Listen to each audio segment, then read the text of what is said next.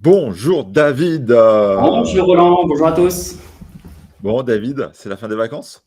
C'est la fin des vacances, c'est la rentrée. C'est la rentrée et justement nous avons un super sujet.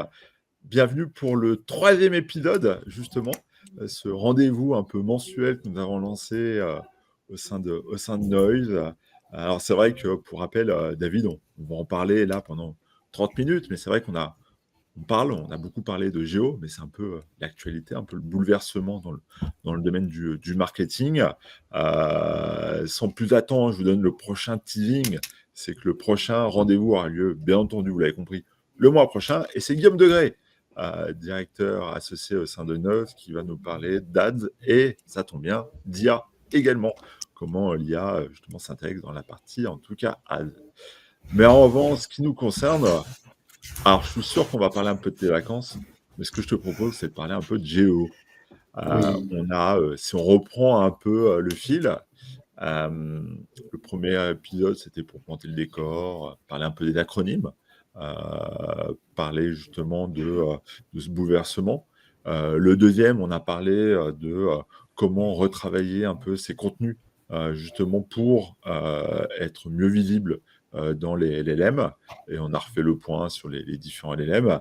Et là, aujourd'hui, David, de quoi parlons-nous? eh ben, on va parler de GE encore une fois, de savoir un petit peu comment se préparer et surtout d'anticiper un petit peu les roadmaps 2026. Ah, ça tombe bien, parce que vraiment, moi, j'entends tout et son contraire, en tout cas, sur les réseaux sociaux. J'entends que le SEO est en train d'être ringardisé par le géo, que c'est la mort du SEO. Toi, ton avis, David? Est-ce que le SEO est mort? Non, non, non. Le SEO n'est pas mort. Le GEO vient pas remplacer, mais vient à côté du SEO. C'est juste qu'au final, il faut réfléchir d'une autre manière. On était très centré sur le site internet, on était très site-centric, si on veut utiliser un terme anglophone. Et pour moi, dans 2026, et ceux qui l'ont déjà compris, du coup, ont déjà pris une longueur d'avance, il faut essayer de réorienter, changer un petit peu le centre de gravité de la stratégie pour davantage se concentrer sur l'aspect marque, brand. Ah, et je vois que mon ami David a un petit problème de réseau. Et en plus, je m'en excuse, je vois que les discussions, justement, ne sont pas forcément ouvertes. En tout cas, je vous passe à un bonjour à tous nos amis, confrères, prospects, clients qui sont également connectés. De ce que nous disait en tout cas David, c'est vrai que on voit qu'il y a un changement, en tout cas dans la partie du métier SEO. C'est quelque chose de nouveau, effectivement, le géo. Ça fait maintenant, on peut dire plusieurs années qu'on parle un peu de l'ELM, mais pour les équipes, c'était complètement nouveau de la manière à comment on allait pouvoir le mettre dans les stratégies, en tout cas SEO de nos clients. Voilà, j'en faisais la petite passerelle, David, pendant cette petite coupure. Je suis de Et retour. petite coupure qui est intervenue à quel moment? Donc, je vais juste rappeler un petit peu ce que je disais. Donc, le fait qu'on était très site-centric jusque-là, donc on se concentrait vraiment sur la partie site internet, optimiser son site internet, et que désormais, plus que jamais, il faut davantage se concentrer sur sa marque, son écosystème de marque, et plus le seul levier pour gagner de la visibilité et de la performance. Et l'aspect géo, le terme géo, les LLM, du coup, permettent de mettre plus particulièrement ce changement de paradigme en évidence. Complètement, donc, et je reprends ce que disait Stéphane dans la discussion là, c'est nécessaire, le SEO est nécessaire, mais suffisant, pas encore suffisant. Je pense que le géo est nécessaire, c'est quelque chose en tout cas qui touche en tout cas différents profils. C'est vrai que peut-être que je t'ai jamais parlé, David, d'énéagramme. Moi qui suis profil en tout cas 7, tout ce qui va être lié à la curiosité, à la découverte, en tout cas de nouveaux usages, c'est quelque chose que j'aime beaucoup. Donc moi, j'utilise beaucoup, en tout cas, le Géo, les LLM, pour justement avoir un avis. Donc est-ce que finalement, on va changer un peu notre manière de consommer les informations? On va rechercher une première information sur Google et on va la confirmer sur les Géos. Voilà, c'est quoi ton avis justement pour les marques qui nous écoutent aujourd'hui?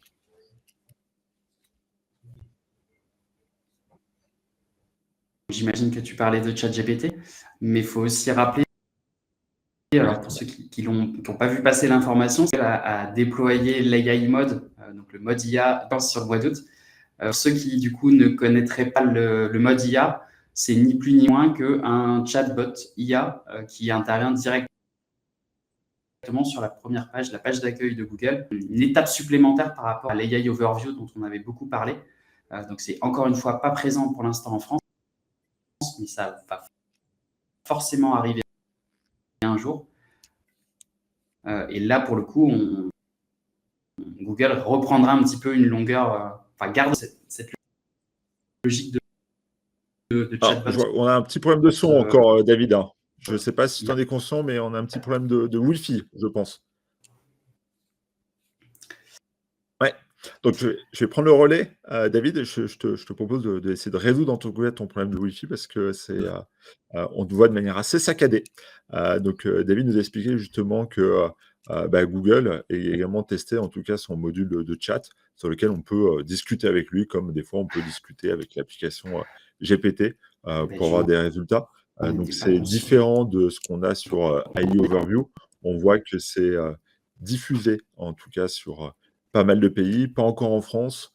David m'expliquait justement dans notre préparation qu'il y a certains pays comme la France, la Turquie, la Chine, sur lesquels ces modules ne sont pas encore, en tout cas, déployés. Donc, si on reprend en tout cas notre sujet de qu'est-ce que ça change en tout cas la partie géo dans la stratégie, dans les stratégies SEO, je vais parler déjà au nom de Noise. C'est vrai que nous, on a commencé à intégrer de la stratégie géo pour nos clients en début d'année 2025. Si on voyait l'essor, on voyait qu'on avait moins de trafic, mais un trafic ultra qualifié, en tout cas, voire des gens qui découvraient Noise sur les différents LLM et après qui nous contactaient en tout cas en nous appelant ou en nous envoyant justement un message. Donc, on a vu justement l'essor, on a commencé à travailler, à intégrer ceci dans nos audits, en tout cas SEO, pour expliquer à nos clients qu'il faut travailler justement la partie, bien entendu, moteur de recherche, mais également la partie LLM. Donc, ça a été, on en a parlé pendant l'épisode 2, bien entendu, ça a été justement retravailler les contenus. On a développé un outil qu'on fera un point dessus juste après, un outil qu'on a nommé en tout cas acoustique, qui permet de monitorer justement cette visibilité. On l'a diffusé ce matin avec David, donc on peut le prendre comme exemple. On a justement fait une analyse pour une marque de puériculture, une marque connue en France et même dans différents pays européens, comme Verbaudet, qu'on accompagne sur la partie SEO et géo, justement pour faire une cartographie de où ils en sont justement d'un point de vue visibilité dans les différents LLM. Ça a permis de voir que déjà, honnêtement, qu'ils occupaient déjà une bonne visibilité, parce que oui, ils ont déjà un bon SEO, donc ça permet d'avoir en tout cas une bonne visibilité d'un point de vue géo. Le mix, complètement, c'est un bon mix, et le SEO, déjà, avant tout, c'est la base du géo. Est-ce que, pour revenir sur la première question, est-ce qu'il faut tout miser sur géo? Non, pas du tout, surtout pas. Il faut travailler de manière complémentaire, en tout cas les deux. On parle de plus en plus de global search, et là, effectivement, on est en plein dedans. On doit à la fois travailler justement pour ressortir justement encore sur ces 10 positions d'Angle, mais également sur la partie LLM. Donc voilà, donc est-ce que le SEO est menacé? Pour nous, pas du tout. C'est complètement complémentaire. Ah, David, tu es de retour. Bon, je venais de clôturer un peu cette première question de est-ce que le Géo va Je suis là. ringardiser en tout cas le SEO. Parfait. Et donc du coup, David, je crois que tu avais une petite anecdote à nous citer justement sur un site. Toujours Vous m'entendez toujours? Oui, très bien. Tu m'entends? Oui. Ça marche, c'est parfait. Parfait. On est parti. Donc, pour que tu raccroches un peu le wagon, donc je viens de clôturer un peu cette première partie en expliquant que le jeu ne ringardise pas, en tout cas le SEO, mais vraiment est complètement complémentaire dans cette partie search. Et toi, tu avais justement une anecdote, un site que tu avais remarqué justement pendant tes vacances, qui n'était pas très bon en SEO. mais qui ressortait Exact. bien dans les LLM. Est-ce que tu peux nous l'expliquer? Exactement, ça va être l'occasion de parler de mes vacances. Donc je suis parti en famille sur l'île de Ré. Donc je ne sais pas si dans l'assemblée il y a des personnes qui connaissent l'île de Ré. Mais du coup, lors de cette semaine sur l'île de Ré, j'ai découvert le manège de Denain. Je ne sais pas, pareil, si ça parle à certaines personnes, mais c'est un manège très traditionnel qui a vraiment une vraie identité de marque avec le personnage, donc Denain, qui a une scène accolée au manège en bois et qui du coup chante en live pour les enfants, pour les parents, etc. Et en fait, j'étais très surpris de voir que le site internet de ce manège, du coup, est assez vieillissant. Il y a un problème de certificat SSF, hein. D'un point de vue SEO, il n'est pas du tout optimisé. Mais par contre, le manège, l'entité, la marque remonte très très bien sur LLM et notamment sur ChatGPT. À faire en famille, avec des enfants, etc. Ça remonte très très bien. Vraiment parce que justement, il a réussi à créer une vraie identité de marque et une vraie cohérence autour de son offre qui est très différenciante par rapport à d'autres manèges qu'il pourrait y avoir sur l'île de Ré. Donc, ça montre un petit peu et ça illustre un petit peu ce que je disais tout à l'heure avant la coupure sur le fait qu'on passe de site-centric à brand-centric. Donc, le fait de ne plus penser uniquement à son site internet, mais vraiment réfléchir à son écosystème au global, au-delà même de son site. Donc, être présent sur les réseaux sociaux, sur YouTube, sur les forums, sur les offices de tourisme, etc., etc. Enfin, voilà. Vraiment être présent partout où c'est légitime pour sa cible. Mais justement, si on parle de travailler la marque, on l'a vu sur les différentes années, on travaillait, même nous au sein de Note, justement, de plus en plus sur la marque Note, sur les clients, on leur donnait des recommandations, on essayait de travailler justement main dans la main avec leur agence de communication. Mais est-ce que maintenant c'est un nouveau critère? Est-ce que c'est quelque chose que tu travailles avec tes équipes justement d'un point de vue SEO? On le travaille et on le voit d'ailleurs hein, sur les dernières années au niveau des updates SEO de Google. On voit que les acteurs qui ont déjà anticipé et qui ont travaillé leur identité de marque, du coup, sont un peu plus préservés et sont moins susceptibles d'être pénalisés par les updates de Google. Donc, vraiment, l'aspect branding, c'est pas arrivé du jour au lendemain avec les LLM. C'est déjà quelque chose qui est pris en compte par Google sur le SEO traditionnel, mais ça s'amplifie encore plus avec les LLM et avec l'IA. Et on a eu un excellent retour le mois dernier, tu nous parlais de curl. Est-ce que tu peux nous le réexpliquer? Oui, donc le curl, c'est une réflexion que j'ai pu avoir là sur le mois de juillet, de me dire comment on pouvait un petit peu monitorer, mesurer un petit peu la performance d'une marque. Et donc le curl, l'acronyme CURL, c'est un peu une grille de pour essayer de décrypter un petit peu la perception que les IA vont avoir d'une marque. Donc le son à la cohérence, le U correspond à l'unicité de l'offre et légitime. Donc, si je refais un petit peu le parallèle avec le manège de Denain dont j'ai parlé tout à l'heure, très clairement, il est extrêmement cohérent d'un point de vue offre, puisque il est vraiment sur une logique de tradition familiale, de côté un peu poétique. Et pour ceux qui ont déjà vu ce manège, on est vraiment plongé en immersion dans une expérience. Le côté unique, très clairement, c'est le premier manège que je peux voir de ce type qui offre vraiment une expérience incroyable pour ceux qui viennent voir ce manège, pas uniquement pour les enfants, mais aussi pour les parents. Il y a un côté aussi nostalgique. Moi, je sais que ma femme, du coup, a été dans ce manège quand elle était petite. Enfin, voilà, ça fait plus de 40 ans qu'il est là. Donc, il y a aussi, du coup, le côté régulier du curl, puisque, encore une fois, il est présent depuis 43 ans. Donc, il est vraiment inscrit et ancré dans la culture de l'île de Ré. Et il y a le côté légitime, puisque il y a des passages télé, il y a des albums qui sont diffusés. Enfin, il a créé une vraie identité qui est reconnue au-delà même de l'île de Ré et de son propre site. Il y a des personnes, des médias qui s'intéressent à lui et qui l'interviewent régulièrement. Donc, il a réussi comme ça à créer un petit peu de légitimité par rapport à son offre. Pas facile tout ça, hein, parce que du coup, ça demande justement tu t'en parlais tout à l'heure, de changer le centre de gravité. C'est travailler, on a l'habitude de travailler en marketing. Là, tu nous expliques qu'il faut travailler maintenant en communication.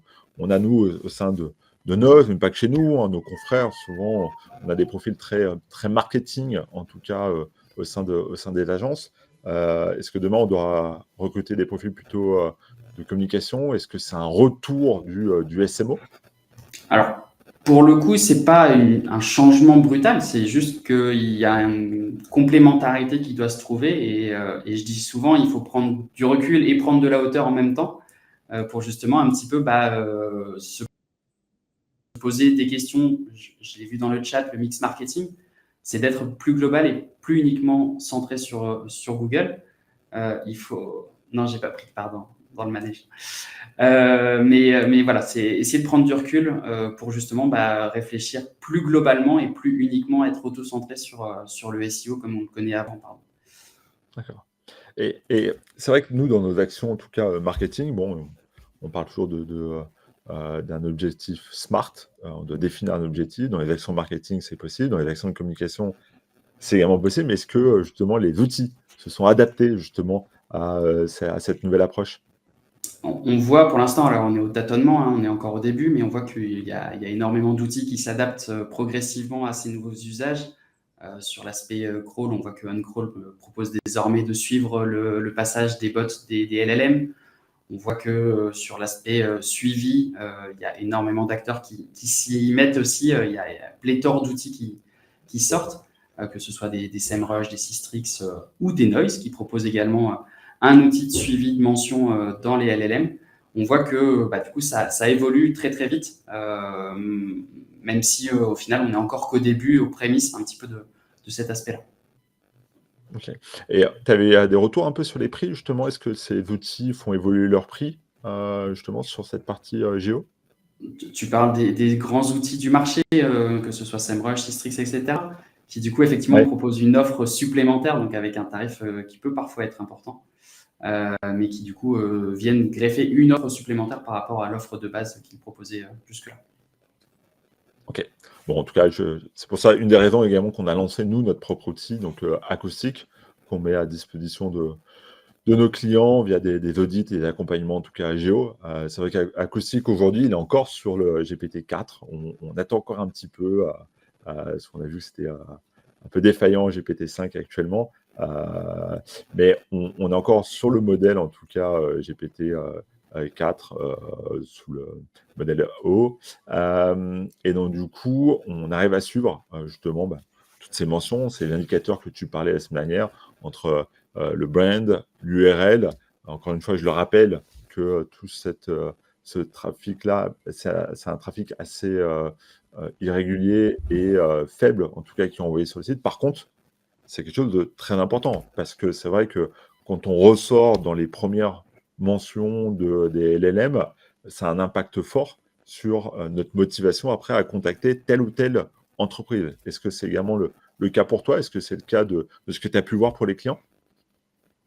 Oui, clairement, et je rajouterais même un indicateur dont j'avais déjà parlé lors du précédent webinar, c'était vraiment tout l'aspect qualitatif. On est historiquement très sur la partie quantitative, est-ce qu'on est présent, oui, non, pas présent, en quelle position, etc. Mais il y a toute une analyse de sentiment aussi qui est important à mettre en place, à analyser. C'est de se dire, voilà, ma marque est présente, mais est-ce que je suis cité positivement, négativement? Est-ce que les arguments que je souhaite mettre en valeur, l'histoire, le storytelling que je souhaite raconter, du coup, est bien perçu? Ou est-ce que, du coup, je peux identifier des failles aussi dans la machine, des optimisations sur certains points négatifs que je pourrais avoir auprès de mon entreprise? C'est qualitatif qui est aussi important à suivre et qu'on permet aussi avec l'outil acoustique. Mm, mm. J'ai eu un échange également avec un client la semaine dernière. Ça me fait penser que sur la partie, en tout cas, netlinking, qui m'expliquait, bon, c'est la mort du netlinking, justement sur la partie SEO. Et moi, je lui répondais, à juste titre, à te me le dire, que pas du tout. Déjà, bien entendu, il y a, le SEO, c'est quelque chose, on en parlait au début, qui est toujours très important et ça va être générationnel. Il y a ceux qui vont adopter très rapidement, en tout cas, les différents LLM sur son smartphone, sur son PC, justement, pour avoir des informations.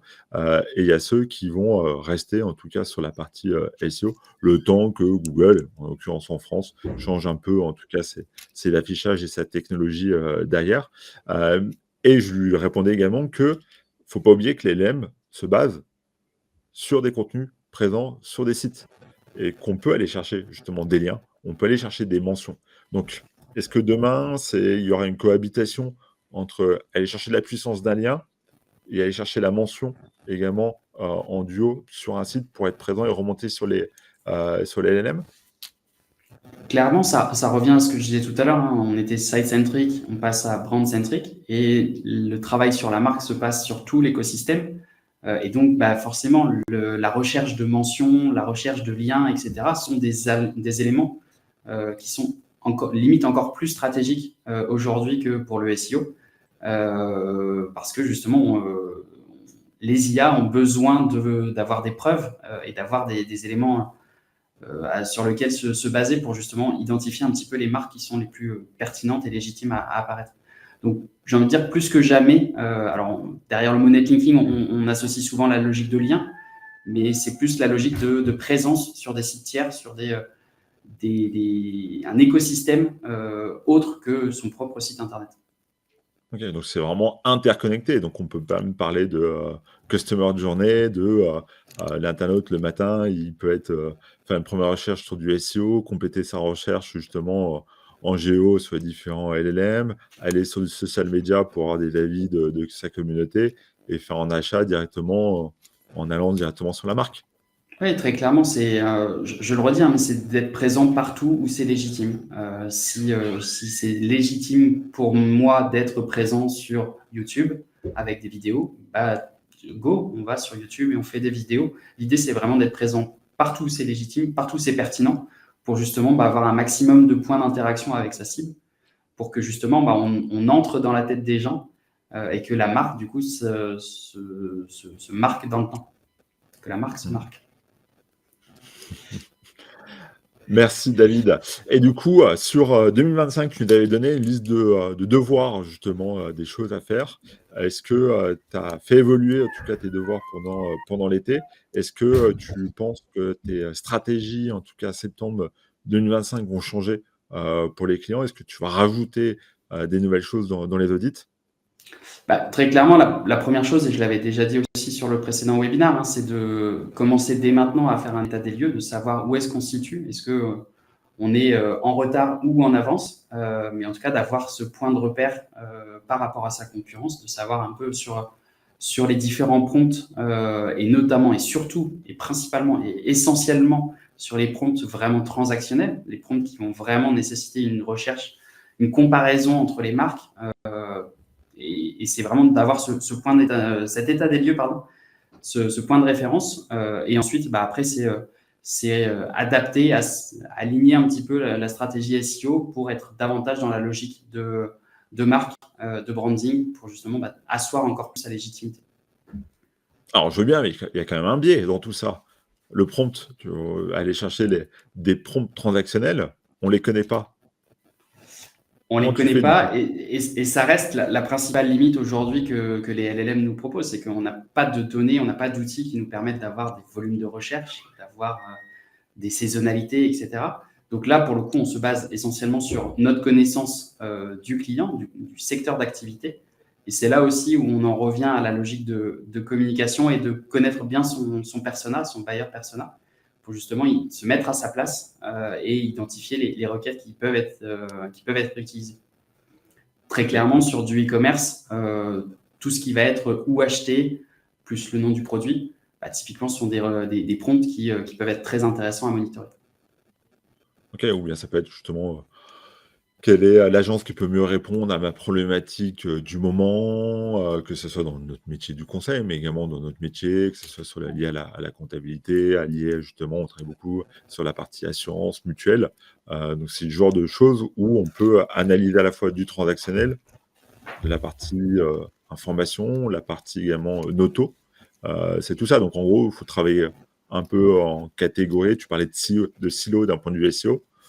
L'objectif, c'est de faire un peu la même, analyser les sentiments, analyser justement la partie branding, analyser justement qui sont les concurrents qui ressortent dessus, ou les portails.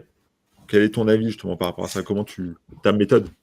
Très clairement, pour continuer, alors sur cet aspect-là, je vais faire un parallèle avec un un retour client. Alors, on a diffusé tous les deux le témoignage client de Verbaudet, pour lequel on a fait un audit géo il y a quelques semaines. L'idée, c'était justement de siloter, de segmenter par rapport à leurs différents produits, enfin gamme de produits pour être plus exact, et justement d'identifier un petit peu leurs forces, leurs faiblesses, où est-ce qu'il y avait des actions à mener plus particulièrement, notamment d'un point de vue communication, pour justement essayer de faire en sorte qu'ils soient le plus légitimes sur l'ensemble de leur catalogue produit. On voit que justement, sans vouloir trahir les secrets de cet audit, mais qu'il y a des différences, ils sont très très bien ancrés sur certaines typologies de produits, et sur d'autres, il y a des potentiels à aller chercher. Donc c'est justement d'essayer de travailler un petit peu ça pour travailler ses points forts, mais aussi un petit peu combler un petit peu les manques qu'il peut y avoir. Ok, super. Bon, merci David. On arrive bientôt au bout justement de notre échange et on s'en excuse encore une fois sur ces problèmes techniques qu'on a eu au début. Je vois qu'Ali il y a encore des petits soucis de Wi-Fi, mais on saura le réparer en tout cas pour le prochain webinaire. Est-ce que en 2 mots, tu peux nous faire une petite synthèse justement sur pour toi, comment toi tu as retravaillé l'aspect géo à la fois pour nos clients, mais à la fois justement pour accompagner tes équipes SEO dans la montée en compétences pour pouvoir justement accompagner nos clients par rapport à ça. Alors, en 2 mots, je dirais prendre du recul et prendre de la hauteur. Non, c'est vraiment de réfléchir au-delà de ce qu'on connaissait déjà, sans oublier, puisque j'ai vu pareil dans le chat que SEO et Géo étaient interconnectés. Effectivement, il y a des grosses passerelles entre les 2 leviers. Donc, il ne faut pas mettre de côté tout ce qui a été fait et ce qui reste à faire sur la partie SEO, parce que ça reste très important. Mais c'est aussi prendre un petit peu de recul pour justement essayer de voir au niveau de la marque, est-ce qu'elle est présente sur tout l'écosystème, et de sortir un petit peu la tête du site internet. J'ai fait un peu plus de 2 mots. Okay. Ouais, mais ça me va très bien. Donc, en gros, on ne cherche pas que à plaire à Google, on cherche à également être une référence, en tout cas dans les VIA. Et ça joue justement sur un principe un peu identique à Google, mais justement, derrière, c'est un gros travail de branding, travailler sur tout un écosystème qui ne va pas forcément envoyer du jus, mais qui va envoyer de la citation, travailler une marque. C'est vrai que j'avais vu également sur des marques assez récentes qui ont 1, 2, 3 ans, qu'elles ont du mal à ressortir. Donc, est-ce qu'il n'y a pas un peu une prime également pour les plus anciens qui ont travaillé justement sur tout cet écosystème, en tout cas de marques, au détriment de nouvelles marques qui doivent avancer vite, mais qui n'ont pas tout cet écosystème et qui vont avoir du mal à ressortir, en tout cas dans les LLM. Vaste sujet, j'ai envie de dire. Est-ce qu'on a une question justement avant de se quitter?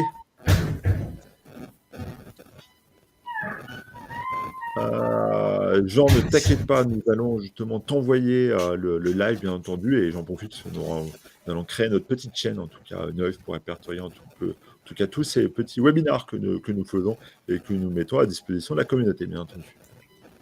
Et si tu me laisses, Roland, un dernier mot, je dirais que j'ai entendu dans un autre podcast que finalement, il y avait plein de changements, plein d'évolutions dans les différents algorithmes, et que finalement, on n'avait qu'un seul qu'il fallait garder en tête, c'est l'algorithme de nos clients. Et donc, il fallait réussir à percer les mystères et les secrets de nos clients pour bien comprendre un petit peu où est-ce qu'ils vont, quand est-ce qu'ils vont, enfin, comment ils réfléchissent pour justement se positionner le mieux possible sur tous les carrefours d'audience où ils peuvent aller. Le seul algorithme à décrypter, c'est nos clients. Ouais. Super. Eh bien, je te remercie. Effectivement, il y a des fantômes derrière toi, mais je crois comprendre la provenance. David, merci beaucoup. Je te souhaite une belle journée. Merci à vous d'avoir pu participer justement à ce 3e épisode du webinaire Neuve. Et on vous dit au mois prochain. Belle journée à vous tous. À bientôt. Bonne journée, au revoir. Au revoir.